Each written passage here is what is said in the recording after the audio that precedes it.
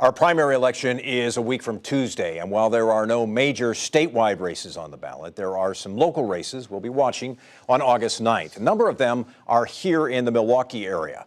One of the biggest features veteran state Senator Lena Taylor in the 4th Senate District, who's being challenged by fellow Democrat, State Representative Mandela Barnes. And Milwaukee County District Attorney John Chisholm faces a challenge from Milwaukee Attorney Verona Swanigan. We're talking about both races now with Dan Bice, the watchdog columnist for the Milwaukee Journal-Sentinel. Dan, it's good to have you on the program again. Thanks for having me. Let's talk about the why for each of these races. Why are we seeing a Democratic primary in the race for Milwaukee County District Attorney? Two different reasons. In the case of John Chisholm, there's a widespread belief, and I think it's true, that he was vulnerable this time.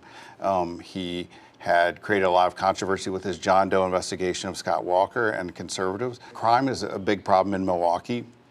As the leading crime fighter, he would be the one, who'd be held accountable for that. And then thirdly, he didn't raise a lot of money. He hasn't been preparing to campaign. So he was vulnerable.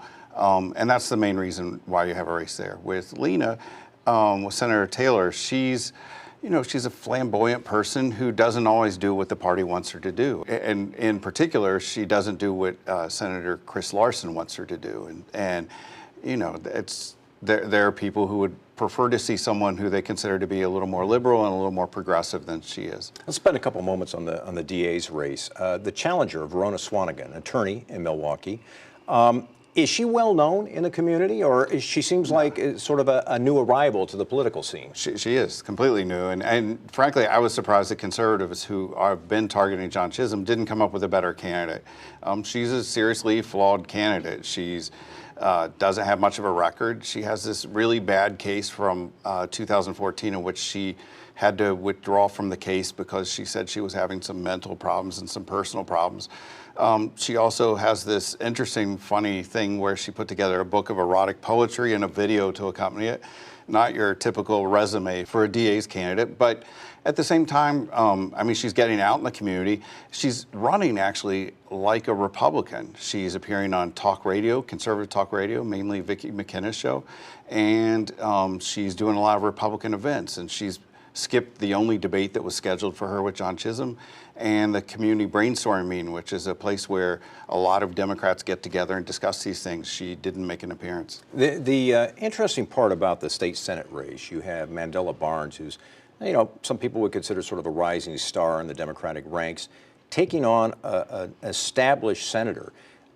Were you surprised that that was the race he waged? I went and watched a debate this week between the two of them, and it was a really good debate. And as I was watching the thing, I was thinking, it's unfortunate that one of these two will not be in office. And it is interesting. There's a Senate seat that's open right next door.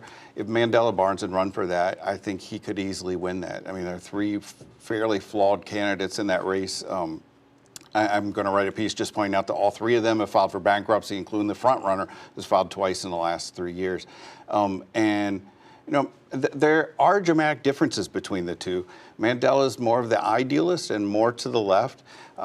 And this is pointed out in their debate, that he doesn't like to negotiate with the Republicans and the Walker administration to get stuff done, whereas Lena has, she's played ball with them. And as a result, she's gotten some more bills through than he has. It's a battle between not just a moderate and a progressive, but also a pragmatist and an idealist.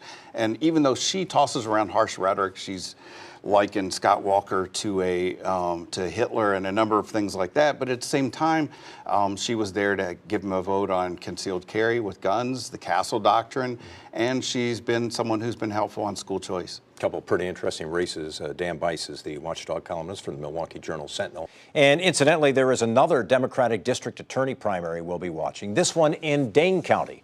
District Attorney Ishmael Auzan is facing former Kenosha County District Attorney Bob Jamboys. An interesting twist in this race is that Jamboys is actually working in Auzan's office.